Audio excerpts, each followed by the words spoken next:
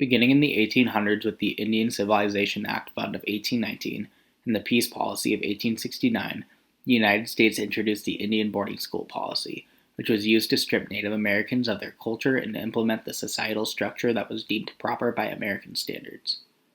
Throughout the next 100 years, America stole hundreds of thousands of children from their friends and family and placed them in boarding schools where they would attempt to erase thousands of years of culture.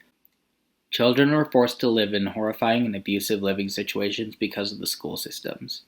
This cultural genocide was administered by the federal government and the Christian Church and has been responsible for the deaths of thousands of indigenous children.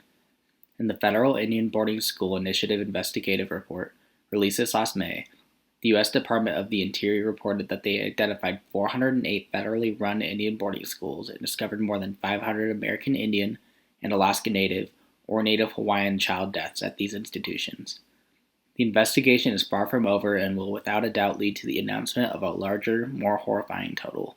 The purpose of American Indian boarding schools was to take in American Indian, Alaska Native, and Native Hawaiian children and destroy their Native American tribal identity. Children were forced to replace the names they were given at birth with Christian names, were punished for speaking their native language, and had to abandon their traditional religious practices and replace it with Christianity. Following the Indian Wars, Lieutenant Richard Henry Pratt was given the role of overseeing Native American prisoners of war. Pratt began to develop the Carlisle Indian Industrial School after his success with replacing Native American culture with European American culture. The Carlisle Indian Industrial School is the most well-known American Indian boarding school due to it being the model for all future boarding schools. The Carlisle curriculum would go on to inspire hundreds of other schools across the United States where children would be taught to be more like white Americans.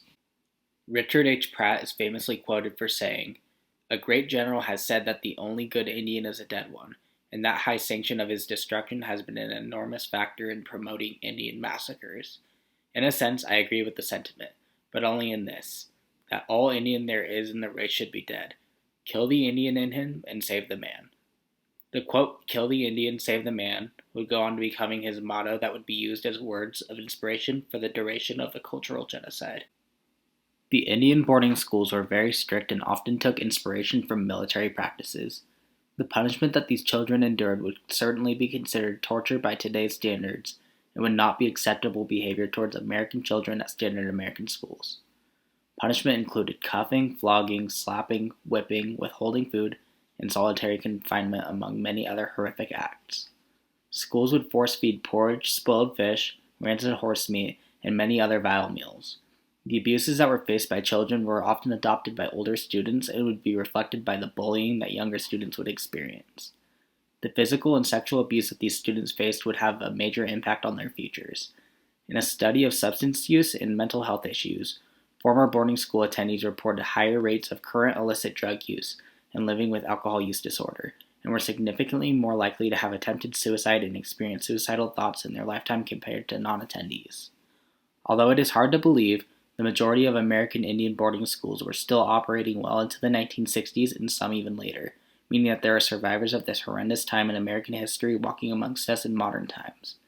Thankfully, there are survivors of these conditions that are able to speak about it today. Best way I found out to deal with it was to learn to talk about it. And by meeting, when I meet my other friends who went to the school here, I talk with them about it. Just telling them that it's easier. It gets easier. The more you talk about it, the better you're going to feel. Because it wasn't our fault what happened to us there. I'm proud of who I am now. I'm proud that I survived it. How have you been able to heal? I don't know if I've been able to heal. What needs to happen now? Conversations need to happen. Real dialogue needs to happen. Those are the first steps. And then also respect for the people who lived it and are dealing with it, and that the boarding schools impacted, the entire community. That there is a reason why I don't speak my native language fluently. There is a reason that I don't know all of my customs and traditions. It was systematically taken out of my tribe and tribes throughout North America for over a century. That people, see a Native person and have these expectations they're going to know all of this cultural knowledge. That's just not true. And it's largely true because it was systematically extracted out of our communities, and a lot of that extraction came through kids. So there's a bigger story than the immediate schools themselves. There's this system to make us non-native. That needs to come out as well, too. In the Indian Reorganization Act of 1934, Native Americans were finally given the right to self-govern.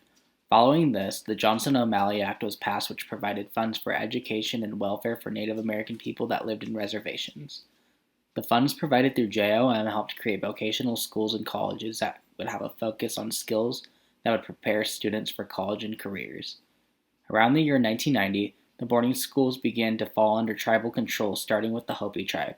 Later adopting the name Bureau of Indian Education, major reform began to happen for Native American students as the curriculum was now in the hands of tribes. As of 2020, the Bureau of Indian Education has over 46,000 students enrolled across at least 183 schools, primarily located on reservations.